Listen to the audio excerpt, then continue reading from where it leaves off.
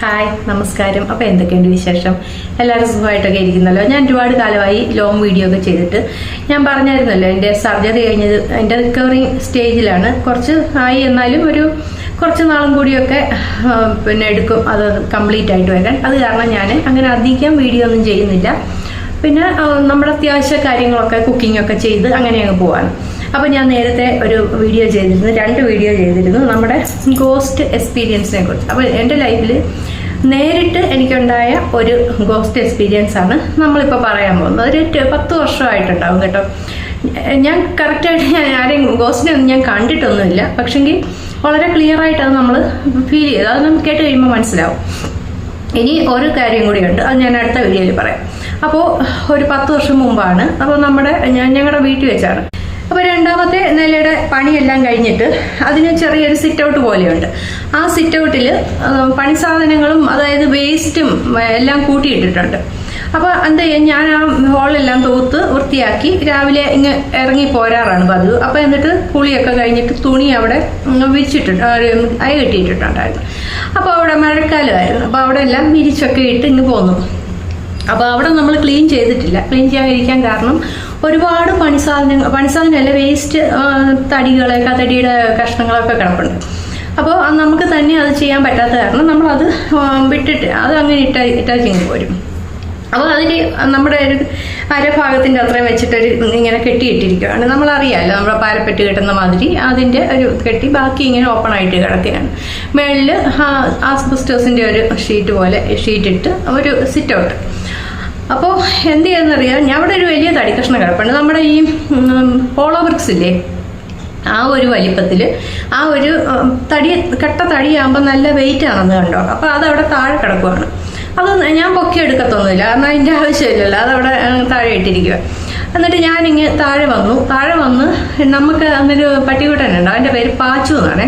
ഞങ്ങളുടെ വീട്ടിൽ ഞങ്ങൾ വളരെ ക്ലോസ് ആയിട്ടുള്ളൊരു നല്ല കുഞ്ഞ്, ഞങ്ങളുടെ ഒരു ബ്രദറായിട്ട് തന്നെ കൊണ്ട് കിടക്കുന്ന അന്നത്തെ. ഇപ്പം ആ കുഞ്ഞ് പ്രായത്തിൽ അവനെ ഒരു ബ്രദറായിട്ട് തന്നെ ഞങ്ങളുടെ അനിയനാണെന്ന് പറഞ്ഞ് കൊണ്ട് കിടക്കുന്ന കുട്ടന്.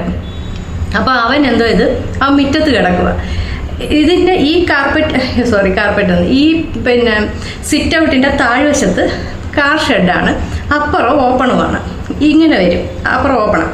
അപ്പോൾ ഈ പാരപ്പെറ്റ് പോലെ കെട്ടിയിരിക്കുന്ന ഈ സ്ഥലം ഇവിടാണ്, ഈ ഭാഗത്തായിട്ട് നിൽക്കുക. അപ്പോൾ ഞാൻ ഞാനാണെങ്കിൽ വാതിൽക്കൽ വന്നിട്ട് താഴെ വാതിൽക്കൽ വന്നിട്ട് ഇവനെ ഇങ്ങനെ നോക്കി നിൽക്കുകയാണ്.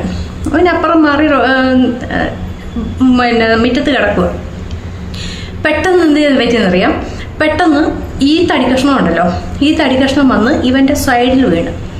ഒരിക്കലും ഒരു മനുഷ്യൻ അവിടെ ഇല്ല. ആകെ വീടിന് 2 വാതിലേ ഉള്ളൂ. ഒന്ന് ഫ്രണ്ടിലോട്ടുള്ള ഓപ്പണിങ്, 2 അടുക്കളയുടെ. അപ്പോൾ അമ്മയ്ക്ക് സുഖം ഇല്ലാതാകുന്നതിനൊക്കെ മുന്നെയാണ്. ആ സമയത്ത് അമ്മ അവിടെ അടുക്കളയിൽ എന്തോ ചെയ്തുകൊണ്ട് നിൽക്കുക. അല്ലാതെ ഒരു മനുഷ്യൻ അവിടെ ഇല്ല, ഒരു മനുഷ്യനില്ല. മനുഷ്യൻ പോയിട്ട് ഒരു ഈച്ച പോലും അതിനകത്ത് കയറിയിട്ടില്ല, കയറത്തുമില്ല. അങ്ങനെ ഇരിക്കുന്ന ഒരു സ്ഥലം. ഞാൻ അവിടെ എല്ലാം ക്ലിയർ ചെയ്തിട്ട് വന്നതാണല്ലോ. അപ്പോൾ ഇവൻ എന്ത് ചെയ്തു, ഇവൻ പേടിച്ച് ഓടി അങ്ങ് പോയി. അപ്പം അമ്മയും കേട്ടു ശബ്ദം. ഞാൻ താഴെ നിൽക്കുവാണ്, വെറുതെ നിൽക്കുവാണ്, അമ്മ അടുക്കളയിൽ നിൽക്കുവാണ്. അപ്പം ഞാൻ ചോദിക്കും, അമ്മ ആരായത്, മേളിൽ നിന്ന് ആരോ കട്ടയില തടിക്കഷ്ണം എടുത്ത് താഴെ ഇട്ടില്ലോ എന്ന് പറഞ്ഞു. അപ്പോൾ അമ്മ പറഞ്ഞു ആരിടാനാണ്. എന്നിട്ട് പോലും ഞങ്ങൾ പോയിട്ട് അവിടെ എല്ലാം നോക്കി. അപ്പുറത്തുനിന്ന് പുറത്തോട്ട് സ്റ്റെപ്പുണ്ട്, അവിടെ നിന്ന് ഒരു മനുഷ്യൻ ആർക്കും കയറിയിട്ട് ഇതിനകത്തോട്ട് വരാൻ പറ്റത്തില്ല.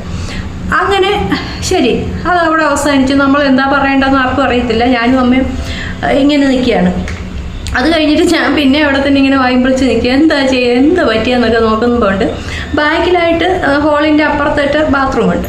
അപ്പോൾ ഈ ബാത്റൂമിൽ ടാപ്പ് തന്നെ അങ്ങ് തുറന്നിട്ട് ചുമന്ന വെള്ളം ഒഴുകി വരുവാണ്. സത്യം പറഞ്ഞാൽ എനിക്ക് പേടിയൊന്നും വന്നില്ല. സത്യം ഞങ്ങൾക്ക് ആർക്കും ഗോസ്റ്റിനെ പേടിയില്ലാത്തതുകൊണ്ട് നമുക്കൊരു പ്രശ്നവും ഉണ്ടായില്ല.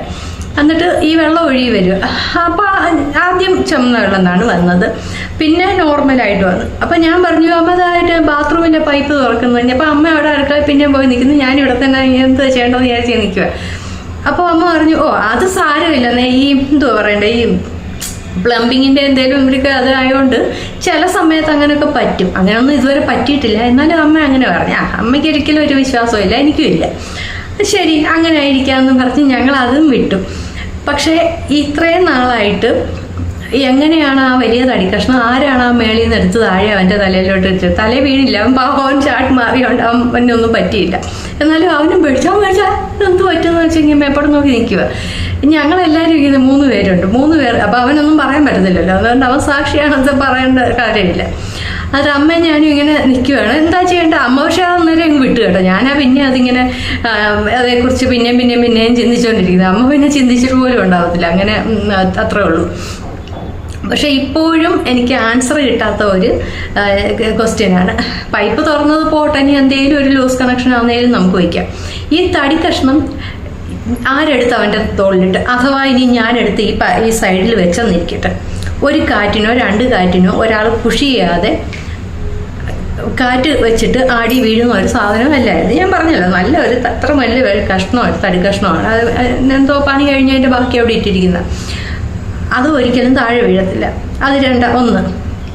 പിന്നെ ഞാനത് എടുത്തു വെച്ചില്ല എന്നുള്ളത് സത്യമാണ് കേട്ടോ. ഇപ്പോഴും ഞാൻ പറയുകയാണ്, ഞാനൊന്നും ചെയ്തിട്ടില്ല. ഞാൻ അതിൻ്റെ ആവശ്യമില്ല. തടി കഷ്ണം അവിടെ കിടക്കുന്നത് എന്നും കാണാറുണ്ട്. നമ്മളത് അവിടെ കിടന്നോട്ടെന്ന് വിചാരിച്ച് അല്ല, അതിന് യൂസൊന്നും ഇല്ലല്ലോ.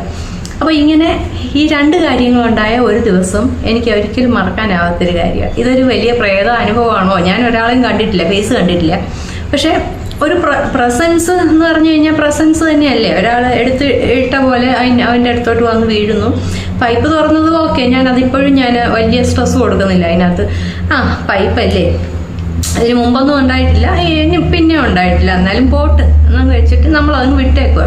പക്ഷെ ഈ ഒരു കാര്യത്തിന് എനിക്ക് ആൻസർ കിട്ടിയിട്ടില്ല കേട്ടോ. അപ്പോൾ ഈ ഒരു കാര്യം പറയാനായിട്ടാണ് ഞാനൊരു വീഡിയോ എടുത്തത്. ഇനിയുണ്ടായ കാര്യം വളരെ വളരെ എന്താ പറയണ്ടേ, ഞെട്ടിപ്പിക്കുന്ന ഒരു കാര്യമാണ്. അത് ഞാൻ അടുത്ത വീഡിയോയിൽ പറയാം. അപ്പോൾ നിങ്ങൾക്കും ഇതുപോലൊക്കെ എന്തെങ്കിലും ഇതിൻ്റെ ഒരു എക്സ്പ്ലനേഷൻ പറ്റുവാണെങ്കിൽ കമൻറ്റിൽ ഇടുക. കാരണം എനിക്കിതുവരെ ആൻസർ കിട്ടാത്തൊരു കാര്യമാണിത്. വളരെ ഇൻട്രസ്റ്റിംഗ് ആണ്. ആരാ തടി കഷ്ണം എടുത്ത് താഴോട്ടിട്ടു എന്നുള്ളത് ഇപ്പോഴും എനിക്കറിയത്തില്ല, അമ്മയ്ക്കും അറിയത്തില്ല.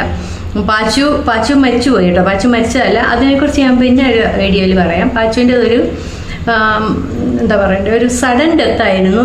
മാത്രമല്ല അതിനെക്കുറിച്ച് എനിക്ക് അവരെങ്ങനെയാണ് മരിച്ചത് അവൻ സ്വപ്നത്തിൽ വന്ന് എന്നോട് പറഞ്ഞു. അത് ഞാൻ അടുത്ത വീഡിയോയിൽ പറയാം. അപ്പോൾ ഇത്രയേ ഉള്ളൂ നമ്മുടെ ഇന്നത്തെ കുഞ്ഞു വീഡിയോ. നമ്മുടെ വീഡിയോസൊക്കെ ഇഷ്ടപ്പെടുകയാണെങ്കിൽ സബ്സ്ക്രൈബ് ചെയ്ത് സപ്പോർട്ട് ചെയ്യണേ. Thank you. ഇതിനെക്കുറിച്ചുള്ള നിങ്ങളുടെ അഭിപ്രായങ്ങൾ കമൻറ്റിൽ അറിയിക്കണേ. കാരണം ഞാൻ ഇതിനെക്കുറിച്ച് അറിയാൻ വെയിറ്റ് ചെയ്തുകൊണ്ടിരിക്കുന്നു. 10 വർഷങ്ങളായിട്ട് വെയിറ്റ് ചെയ്തുകൊണ്ടിരിക്കുന്ന ഒരാളാണ്. ആർക്കും ഒരു ക്ലിയർ ആയിട്ടുള്ള ഒരു ഉത്തരം തരാൻ ഇതുവരെ പറ്റിയിട്ടില്ല. Okay, by.